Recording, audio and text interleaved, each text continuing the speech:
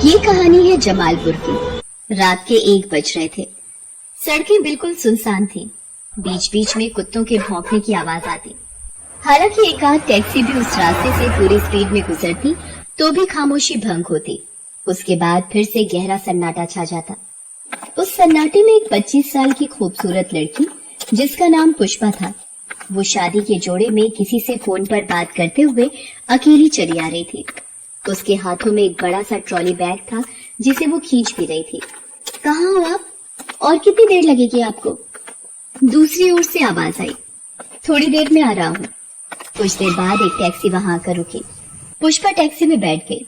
Taxi driver दुल्हन के लिबास में इतनी सुंदर लड़की को देखकर बार बार उसे ललचाई नजरों से घूर कर देख रहा था। पुष्पा ने पहले उसकी ओर ध्यान नहीं दिया, लेकिन जब वो लगातार उसे घूरने लगा तो, ओए, इस तरह क्या घूर कर देख रहा है? पहले कभी कोई सुंदर लड़की नहीं देखी क्या? जी वो आगे देखकर गाड़ी चला, नहीं तो एक फोन करूंगी, गाड़ी समेत थाने में होगा। पुष्पा की बात का ड्राइवर पर तुरंत असर पड़ा। उसने उसकी तरफ घूरना बंद कर दिया और गाड़ी चलाने लगा।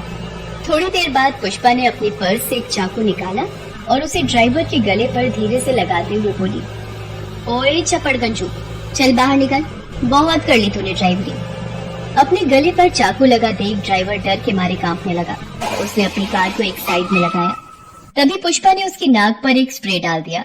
स्प्रे के प्रभाव से वो तुरंत बेहोश हो गया। उसके बेहोश होते ही पुष्पा ने उसे बाहर निकालकर सड़क के किनारे छोड़ दिया। उसके बाद उसकी गाड़ी में अपने कपड़े चेंज किए, फिर अपनी ट्रॉली लेकर पैदल चलने लगी। कुछ दूर पहुंचने पर उसने एक और टैक्सी वाले को कॉल किया। अरे कहाँ रह गए आप? मैं तो कब से यहाँ खड़ी हूँ।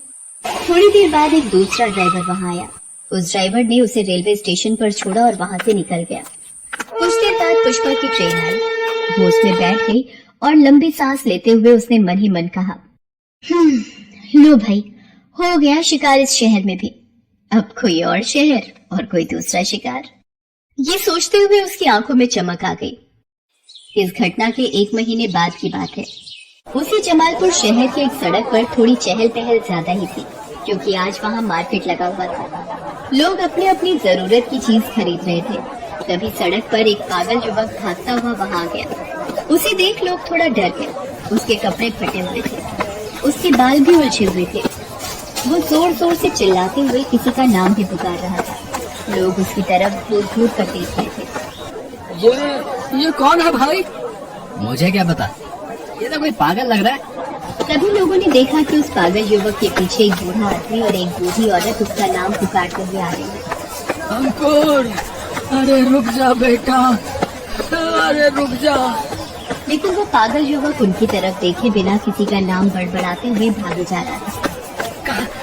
कहाँ चली गई हो पुष्पा? पुष्पा कहाँ चली गई हो तुम? मुझसे कोई गलती हुई है क्या? अगर हुई है तो माफ कर दो, आ जाओ ना वापस। देखो सभी बहुत परेशान है पुष्पा। ये कहकर वो जोर जोर से हंसने लगा और फिर जमीन पर घुलटने लगा और फिर से पागलों की तरह बड़बड़ाने लगा। वो जरूर आएगी। वो मुझे बहुत प्यार करती है। वो बहुत प्यार करती है मुझसे। जानते हो, उसे गुंडे उठाकर ले गए। मैं पता लगा रहा हूँ गुंडों के अड्डे का। मैं उन गुंडों को बहुत मारूंगा। डिशुम डिशुम डिशुम। लोग उस युवक की हरकत देख रहे थे और मन ही मन हंस भी रहे थे। हालांकि कुछ लोग उसकी हालत देखकर दुखी भी थे और दुखी होने वालों में उसके बूढ़े माता पिता भी थे, जो उसका नाम लेते हुए उसे रुकने के लिए बहुत देर से कह रहे थे। हे भगवान, मेरे बेटे को किस बात की सजा दे दी आपने? क्या गुनाह किया था उसने? यही कि उसने किसी पर विश्वास कर लिया। अरे विश्वास की ऐसी सजा किसी को कौन देता है भगवान? क्या फायदा जी इन सब बातों का? भगवान तो होते ही नहीं। अगर होते तो हमारा बेटा ऐसी हालत में ना होता। अंकुर कुछ दिन पहले तक ऐसा नहीं था। वो बिल्कुल सामान्य लड़के की तरह था। कुछ दिन पहले की बात है। अंकुर के पिता निरंजन चौरसिया और उसकी माँ सुशीला अपने 40 साल के इकलौते बेटे अंकुर के विवाह को लेकर बहुत परेशान थे। एक तो अंकुर दिखने में कोई खास नहीं था, दूसरा उसकी उम्र भी बहुत हो गई थी, इसलिए कोई भी ढंग का रिश्ता उसके लिए नहीं आ रहा था। हालांकि अंकुर अच्छी नौकरी करता था, उसकी तनख्वाह भी अच्छी थी। अरे तुम बेकार में टेंशन लेती हो, अंकुर की भी शादी होगी। ये बात तो मैं कितने सालों से सुन रही हूँ। अब क्या जब मैं ऊपर चली जाऊंगी तब मेरे बेटे की शादी होगी? निरंजन चौरसिया और सुशीला अंकुर की शादी को लेकर कुछ ज्यादा ही परेशान हो गए थे। अब तो बिरादरी में भी अंकुर के लिए लोग बातें बनाने लगे थे। हालांकि उन्होंने मैट्रिमोनियल साइट और अखबार में भी अंकुर की शादी को लेकर इश्तेहार दे रखा था, लेकिन वहां से भी कोई सकारात्मक खबर नहीं आ रही थी। एक दिन की बात है, अंकुर अपने ऑफिस में था, तभी उसके फोन की घंटी बजी। उसने कॉल उठाया तो दूसरी ओर से पुष्पा की आवाज आई। उसकी आवाज इतनी मीठी थी कि अंकुर उसकी आवाज में खो गया। हेलो, आप अंकुर जी बोल रहे हैं ना? जी, मैं अंकुर बोल रहा हूँ। आप कौन? मैं पुष्पा बोल रही हूँ। आप लोगों ने शादी का इश्तेहार दे रखा है ना, मुझे उसी के बारे में बातें करनी है। क्या आप आज रेनवे रेस्टोरेंट में मिल सकते हैं? अंकुर ने कुछ नहीं सोचा और तुरंत हाँ कर दी। जब से अंकुर की शादी का इश्तेहार उसके माँ पापा ने दिया था, ये पहली बार था कि किसी ने उसे कॉल किया था। उस कॉल से अंकुर बहुत उत्साहित हो गया। उसने माँ पापा को फोन करके ये बात बताई। उसके माँ पापा बहुत खुश हुए। उसी दिन शाम को वो रेनबो रेस्टोरेंट में पुष्पा से पहली बार मिला। पुष्पा बला की खूबसूरत थी। अंकुर उसकी खूबसूरती में खो गया। आप बहुत खूबसूरत हैं पुष्पा जी। शुक्रिया अंकुर। बातों बातों में पुष्पा ने अंकुर को बताया कि उसके माता पिता की मृत्यु कुछ दिनों पहले हो गई है। उसके आगे पीछे कोई नहीं है, इसलिए अपनी शादी की बात वो खुद करने आई है। जब अंकुर को पता लगा कि पुष्पा का कोई नहीं है तो उसके प्रति उसका दिल दया से भर गया। अरे आप बिल्कुल चिंता मत करिए पुष्पा जी। अगर आपकी मुझसे शादी हो जाती है तो मेरे माता पिता तो आपके माता पिता ही होंगे ना। आपको किसी बात की कोई कमी नहीं होने दूंगा। पुष्पा ने शादी के लिए हाँ कर दी। इस बीच दोनों हर दिन मिलने भी लगे। हर एक मुलाकात के बाद अंकुर पुष्पा का और भी दीवाना हो जाता। उसने अपने माता पिता को भी पुष्पा से मिलवाया। उन्हें भी पुष्पा बहुत पसंद आई। 1 महीने बाद उन दोनों ने शादी कर ली। शादी की पहली रात की बात है। अंकुर पुष्पा के रूप में इतनी सुंदर पत्नी पाकर बहुत खुश था। उसने उसका घूंघट उठाते हुए कहा, मुझे तो विश्वास ही नहीं हो रहा है कि आपके जैसी लड़की मेरी पत्नी बन गई है। आज मैं बहुत खुश हूँ पुष्पा जी।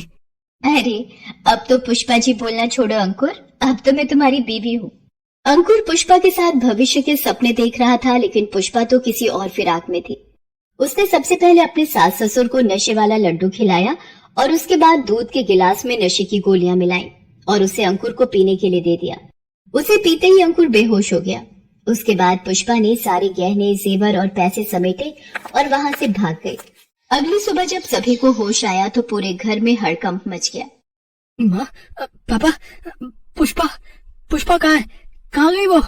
जब अंकुर के पापा और माँ ने बताया कि पुष्पा तो गायब है ही, घर के सारे जेवर, गहने और नकदी भी गायब हैं। उन्हें पुष्पा पर शक हुआ, लेकिन अंकुर को पुष्पा पर पूरा विश्वास था। नहीं माँ, पुष्पा ऐसा नहीं कर सकती। जरूर कुछ और ही बात है। मेरे पुष्पा को गुंडे उठा कर ले गए हैं। पुष्पा कहाँ चली गई हो? पुष्पा कहाँ चली गई हो तुम? अंकुर को पुष्पा के जाने का बहुत बड़ा सदमा लगा। वो पागल हो गया। उधर पुष्पा किसी दूसरे शिकार की तलाश में किसी नए शहर में थी। पुष्पा ने इस तरह अलग अलग शहरों में कई लड़कों को लूटा था। पुष्पा के माता पिता जब जीवित थे तो वे उसकी शादी करना चाहते थे, लेकिन वो बहुत ही गरीब थे। कोई भी बिना दहेज के पुष्पा से शादी करने के लिए तैयार नहीं होता।